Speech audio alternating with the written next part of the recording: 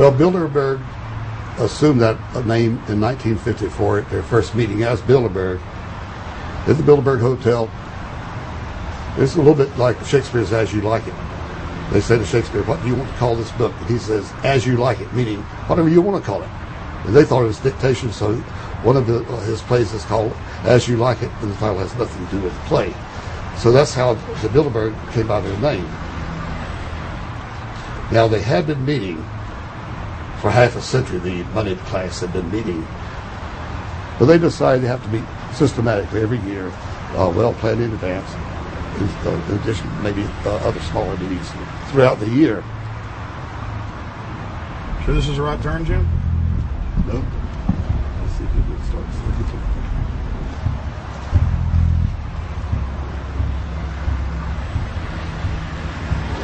This is the global government. They are setting the world agenda. Inside right now, they're deciding on whether or not there will be a war with Iran. They're deciding whether or not taxes will increase, whether oil prices will be suppressed or increased. There's much more on the agenda that we'll be finding out in the fullness of time. But those are three items that are heavy on their list this year.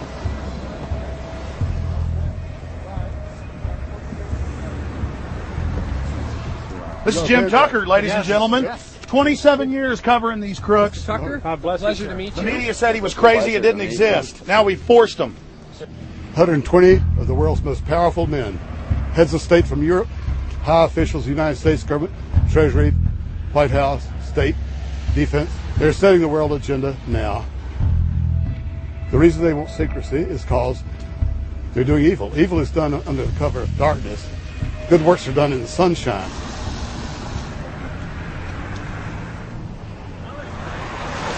Hi, how you doing? Good. Get off the property, please. Well, Jim has some questions for you. I need you to move off the property, please. Okay. Private property. Sure. It's a public sidewalk. Oh, yeah, we are cooperating. Thank you. Right onto the sidewalk. Yeah, there's no implication that we aren't Right onto cooperating. the sidewalk and stay there, please. Sure, yeah, thank you. Jim has some questions for you. Again, I need you to stay right on the sidewalk. Yeah. Thank you very much. We actually checked with the city. The property line's actually right here. Also, That's good. Property line's actually right here.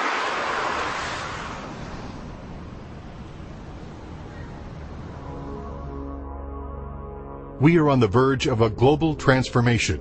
All we need is the right major crisis, and the nations will accept the New World Order. David Rockefeller. We saw David Rockefeller and the Corn Black at the beyond the hotel, and they had no bodyguards. One of my friends shouted, "Hey, Rockefeller!" and he turned back and he was afraid. My name's Rene. I'm from Manitoba. Drove about 26 hours to get here, just to show that I'm against the Bilderbergers, just to fight for my freedoms, fight for my rights, make sure that my children can grow up in a free country. My name is Daniel Estrelin, and I've been doing this for the last 15 years. I'm from Canada. I'm very proud of my country because, as you can see, there's a lot of people covering the Bilderberg conference. Last year, it took me 14 and a half hours to get to Munich. I was pulled off the plane in Milan. I was pulled off the plane in Munich. They interrogated me 4 hours in both places. I was able to call a friend, a journalist in Rome, as a result of his presence and others. Calling the foreign ministry department in Italy, they backed off and they let me go. They basically told me that they'll keeping an eye on me 24 hours of the day. The little hotel where we were staying at, Jim and I, out of the 20 rooms, 6 were occupied, 3 by the CIA and 3 by the German Secret Service. That's how serious these people are, and that's how afraid they are of actually what we may be able to reveal and what we actually do reveal publicly about the Bilderberger intents. Daniel Estrelin has covered the Bilderberg meetings in Europe and North America for more than 15 years. His book, Club Bilderberg, has been translated into more than 20 languages and is a global bestseller. Estrelin has photographed many past Bilderberg meetings. Rockefeller frontman Henry Kissinger is always a key participant. Here you see the president of the CFR, Richard N. Haas, followed by Vice Chairman of Rothschild Europe, Franco Barnaby, who is speaking with Henry Kravitz. And behind them is Richard Holbrooke, former U.S. Ambassador to the United Nations. The head of Daimler Chrysler, Jürgen Erich Schrimp, arrives by helicopter. Here, the owner of the Washington Post, Donald Graham, escorts Indra Nooyi, the head of PepsiCo. Queen Beatrix of the Netherlands, whose father, Prince Bernhard, founded Bilderberg, is a leading figure in the group. Of course, globalist kingpin David Rockefeller, seen here with his bodyguard, James Ford, always attends. The then newly appointed World Bank chief Paul Wolfowitz is photographed at Bilderberg 2005. It has been reported that Wolfowitz had attended previous meetings, while still the Deputy Secretary of Defense, a violation of the Logan Act. Under the Logan Act, it is a felony offense for any member of the federal or state government to meet with members of a foreign government without the express authority and authorization of the President or Congress. Put simply, it is illegal for members of the government to meet secretly behind closed doors with foreign power brokers due to the problems of corruption and espionage that it breeds. For this reason, many prominent politicians attend, but their names do not appear on the official list.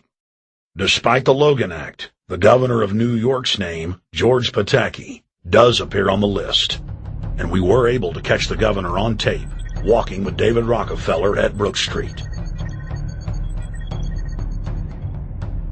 Multiple staff members inside Brook Street reported to us that Hillary Clinton attended for half a day. Several armored limos with diplomatic plates did arrive with police escorts and offloaded their passengers in the underground parking garage out of the sight of the press. Former World Bank President James Wolfensohn sardonically stared at our cameras. They're upset about the fact that they're being exposed. Well, I'm sure they are. I mean, look at the tinted windows. They don't want to be seen. They don't want even anybody to know they're here. So I'm sure they're ticked, and that's why we're here to try to expose them. Do you think that they were angry that they were on the front page of the local paper today? You think they're in there reading it right now, Jim? Yes, I don't think they're happy about it. They prefer nothing at all, no publicity. They prefer absolute secrecy. Yeah, you better look away. We're not your slaves. You don't own me.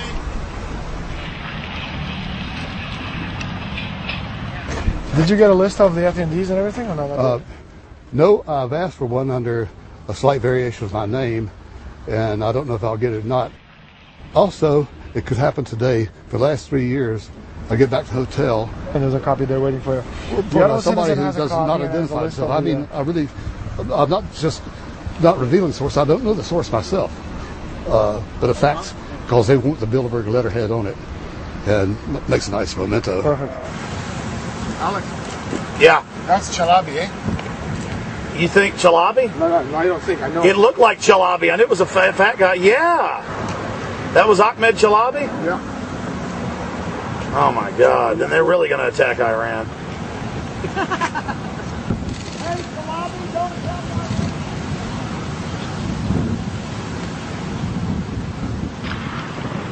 I've seen this guy around a lot. This guy is too. President? Yes, yes, scanning Adrian Woolwich, Maria Monti. Over the last couple of years, they've been reeling with the amount of leakage that they've been experiencing, so it's getting harder and harder. But again, it will never get too hard for us because of the sources that we have inside are top-notch sources. People who are actually working for them, the Secret Service, the second layer, people in the Bilderbergers, the clerks, the administrative office, they're there. They are our eyes and ears, and every time there's something out, we always get the information. That's Francisco Pinto Balsamao. I think that's the Queen.